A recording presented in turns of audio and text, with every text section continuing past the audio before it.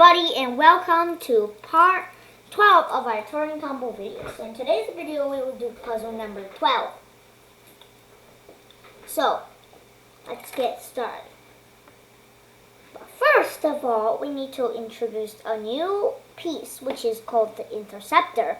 Description: the Interceptor stops the marble computer from running, which it basically just stops the ball, just intercepts the ball. See? And then it stops it. So, I'll leave the simulator link in the description below and you can solve it. You can pause this video to solve it. Okay, so first of all, this bit is basically just acting like a good old ramp. You know, but you have to flip this the right way or else it'll not work.